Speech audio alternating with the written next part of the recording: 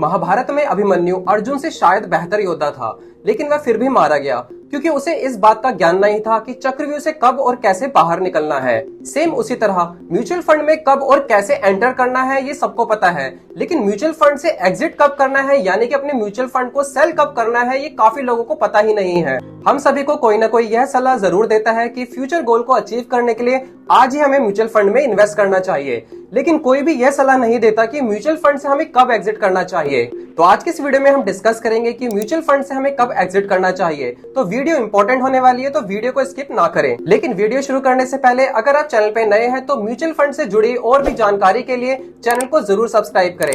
आपके एक सब्सक्राइब से हमें काफी मोटिवेशन मिलता है ऐसे ही फाइनेंस से जुड़ी इन्फॉर्मेशन आप तक पहुंचाने का।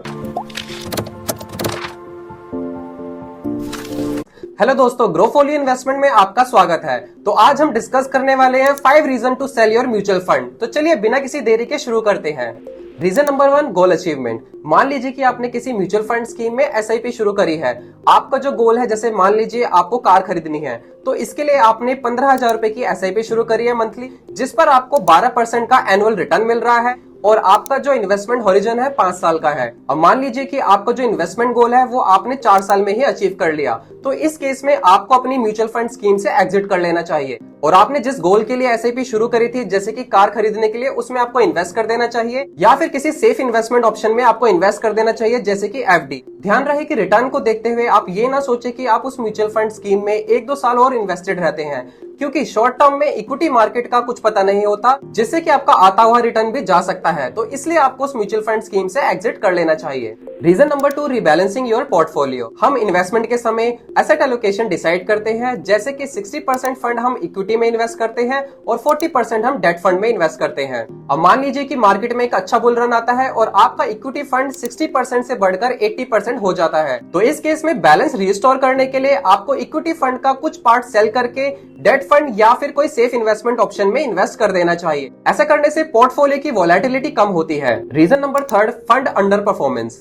हम सभी उन म्यूचुअल फंड स्कीम्स में इन्वेस्ट करना पसंद करते हैं जो अपने बेंचमार्क को बीट कर रही हो। तो अगर कोई म्यूचुअल फंड स्कीम लगातार 3 साल से अपने बेंचमार्क को अंडर परफॉर्म कर रहा है, तो इस केस में आपको उस म्यूचुअल फंड स्कीम से एग्जिट कर लेना चाहिए, क्योंकि शॉर्ट टर्म फ्लक्चुएशन पे रिएक्ट ना करके लॉन्ग टर्म व्यू लेना जरूरी है। Reason number 4, change in fund management strategy. अगर कोई म्यूचुअल फंड स्कीम अपनी इन्वेस्टमेंट मैंडेट चेंज कर रहा है या फिर अपनी फंडामेंटल स्ट्रेटजी चेंज कर रहा है, जैसे कि लार्ज कैप से स्मॉल कैप या स्मॉल कैप से थीमेटिक फंड, तो इस केस में आपको उस म्यूचुअल फंड स्कीम से एग्जिट कर लेना चाहिए, क्योंकि जाहिर सी बात है उस म्यूचुअल फंड स्कीम में इन्वेस्ट करते समय आपने उसके फंडामेंटल एट्रीब्यूट्स को अपने इन्वेस्टमेंट गोल और स्ट्रेटजी से मैच किया होगा। तो फंडामेंटल एट्रीब्यूट्स चेंज होने पर आपको उस म्यूचुअल फंड स्कीम से एग्जिट कर लेना चाहिए और आपको सिर्फ उन्हीं म्यूचुअल फंड स्कीम्स में इन्वेस्टेड रहना चाहिए जो आपके इन्वेस्टमेंट गोल और आपके इन्वेस्टमेंट स्ट्रेटजी को मैच करते हो।